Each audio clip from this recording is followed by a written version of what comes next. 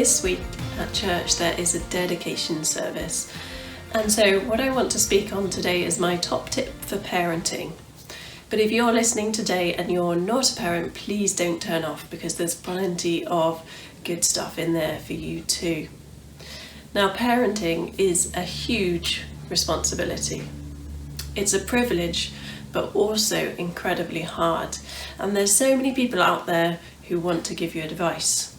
Parents, friends, family, even random strangers will come up to you to give you parenting advice. And some of it is really good. For example, wash your hands after changing a dirty nappy. That's a good piece of advice, and one that my husband wished he'd listened to. There's some other advice out there that's pretty confusing, and it sometimes can be hard to know what to do as a parent. So today I'm going to look at my top tip. I can't really call it my top tip because I've directly stolen it from the Bible. So let's say God's top tip, or one of God's top tips for parenting. And you can find it in Proverbs chapter 14, verse 26. And it says this: "Whoever fears the Lord has a strong fortress, and for their children it will be a refuge." Whoever fears the Lord has a strong fortress, and for their children it will be a refuge. I love the imagery of that. I love picturing the strong fortress that you're building. When I was about 10 years old, I loved all the Enid Blyton books, so Famous Five, Secret Seven, things like that.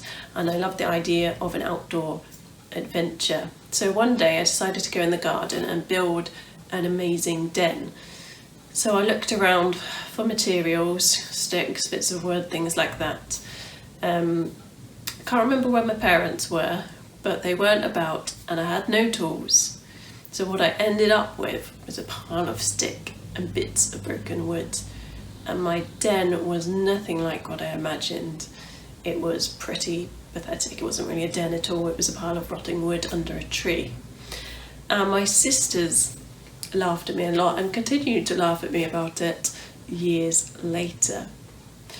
And what I want us to think about is actually, when we fear God, we're not building some kind of rubbish shelter that we have a crutch just when we need it. We're not even building a secure home. We're building a secure fortress, a strong fortress. And what I want to look at today then is three things. One, what does it mean to fear the Lord, and why should we? Two, how can we fear the Lord? And three, what does it mean to have a strong fortress? So that's what we're focusing on today.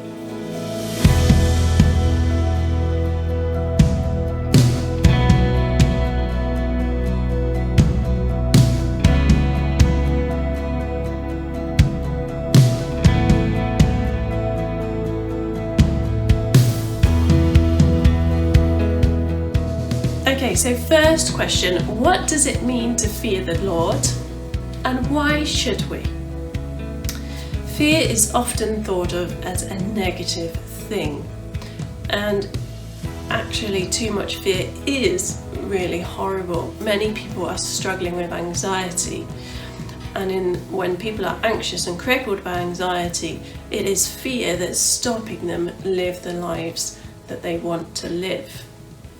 However, the right amount of fear is a good thing.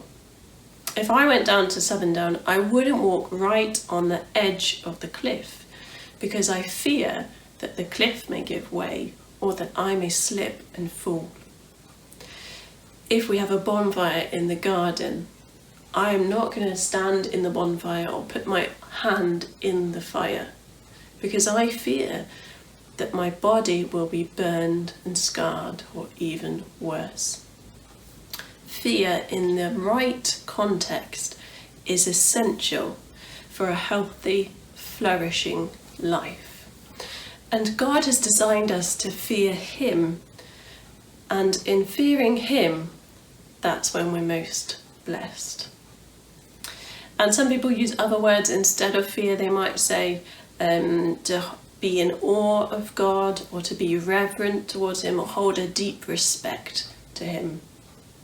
But other people might not know, well, why do we need to fear God? And so here I've listed just a few reasons why you might want to fear God. Number one, God is awesome. He is creator of the heavens and the earth. Psalm 146 says he's maker of heaven and earth, the sea and everything in it. Isaiah 40 said, who created all the stars? He brings them out like an army, one after another, calling each by its name. Do you know how many stars there are? Scientists estimate about 200 billion trillion. That's 23 zeros. That's a lot of stars to know the name of. In Psalm 139 it says that God's thoughts outnumber the number of grains of sand. And if that's kind of too big numbers to comprehend, what about your own body? As you sit and listen to me talk, have you stopped to consider your own body? Sometimes we're aware of our heart beating and our breathing, but what about the things that we don't even think about? Right now, in one day, your bone marrow makes about 500 billion blood cells every day. That's going on, and you're not even aware of it. God is an amazing creator, and it says in the Bible, he knit your body together, and you are fearfully and wonderfully made. And that is one reason we can stand in awe of who God is. God is an amazing creator. 2, God is powerful. In Job 9 verse 4 it says, his wisdom is profound, his power is vast. In Psalm 18 it says, nothing is too hard for him. And if you think about these powerful rulers, dictators in the world, it says this. In Daniel it says, he brings princes to naught and reduces the rulers of this world to nothing. Our God has awesome power. 3, why else fear him? He is eternal and immutable. And what that means is he never changes. He is always perfect. He's the same yesterday, today, and forever. And so what we know about his character, he is lavish with his love. He's forgiving, merciful, good, kind, generous, and faithful. He will never stop being these things. 4, why else fear him? Because he knows you. He is familiar with all your ways. In Psalm 139 it says, even before you say a word, he knows. And you can't hide anything from God. He knows you better than you know yourself. Why else fear God? 5, he is the God of justice, and he gets angry. And God's anger is not something that we like to emphasize, and I think the reason for that is because when we think of anger, we think of human anger. And often human anger is uncontrolled, short-tempered, impulsive, foolish, and people saying things that they regret. But God's anger is not like human anger.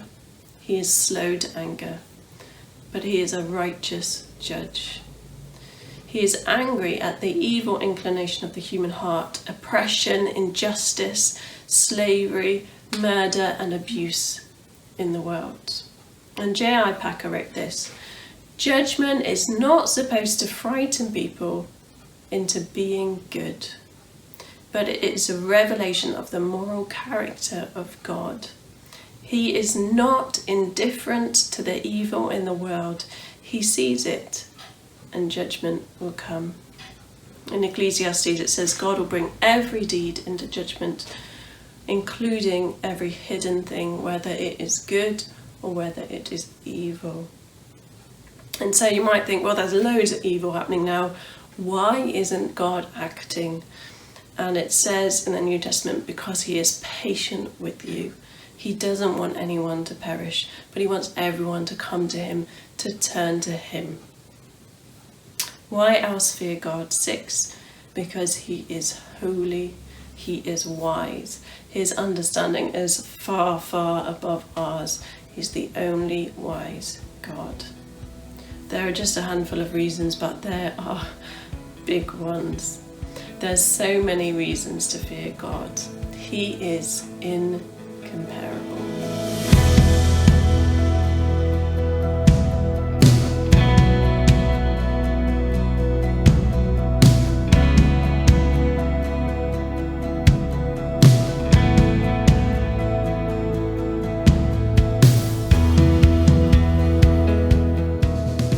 Okay, so question number 2.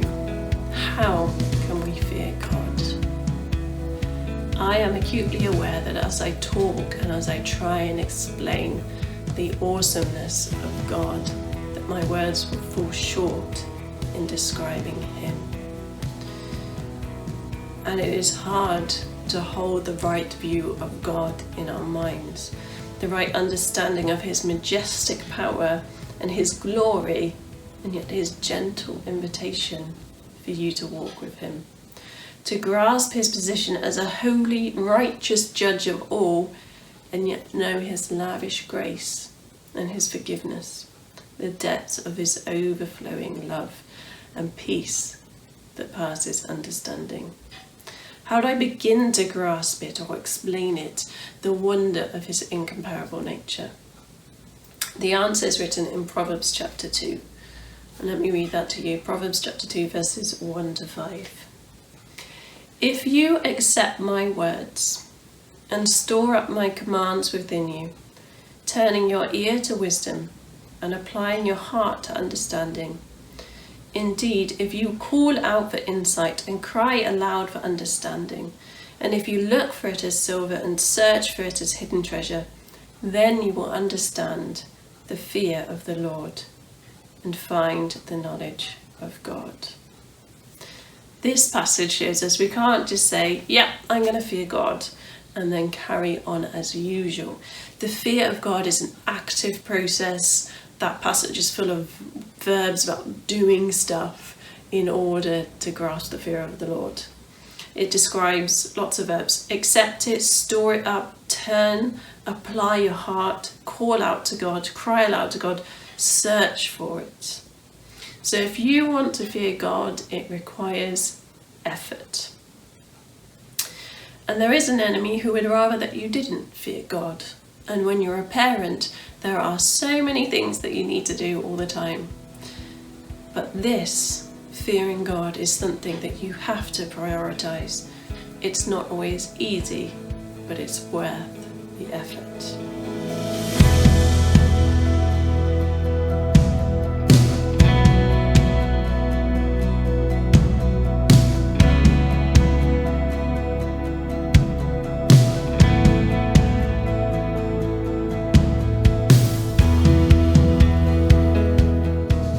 Okay, on to our third question. What is the effect of fearing God? Fearing God is the right response to who he is, and I think that fearing God has two main effects. One, fearing God changes the way that we live for the better, and fearing God changes the way that we think for the better. So, firstly, I said when you fear God, it changes the way you live. And that is because as you learn more about the awesomeness of God, when you begin to grasp more of the brilliance of who he is, it makes you want to live differently. If we look back at this proverb, so whoever fears the Lord has a strong fortress. If we get that word fear, whoever fears the Lord, and if you look at the original Hebrew word that's used there for the fear, it's used in a few other places in the Bible, and where it's used, it is always associated with a behaviour. So, for example, in 2 Chronicles chapter 19, King Jehoshaphat, he appoints judges throughout Judah. And what he says to them is this: "You are not judging for mere mortals, but for God." And this is what he told them: "You must serve in the fear of the Lord." So when he tells them to serve in the fear of the Lord, that's the same word Hebrew there, fear, as is in that proverb, whoever fears the Lord. And so what Jehoshaphat is saying to these judges is, if you fear God, when you judge, when you're doing your job, you won't be open to corruption and bribery. If you're doing it for God, if you're doing it in the fear of God, you judge. You will judge well, you would judge rightly, in the best way. And similarly, if you look at Nehemiah chapter 5, in this situation, Nehemiah, he sees something happening, which is that there are a lot of wealthy Jews and then there are a lot of poor, and the wealthy were oppressing the poor. And Nehemiah uses the same word here. He says, "Shouldn't you be walking in the fear of God?" So that's the same word. So that when the people fear God, it should have an effect on your behaviour. It's expected that those who fear God will live different lives, not of oppression, but of kindness, of goodness, of compassion. So when we fear God, it changes the way that you live for the better. And the other thing I said is, when you fear God, it changes the way that you think for the better. Whoever fears the Lord has a strong fortress. If you look at the original wording for that strong fortress, the original Hebrew word there, it translates as confidence. Whoever fears the Lord has a strong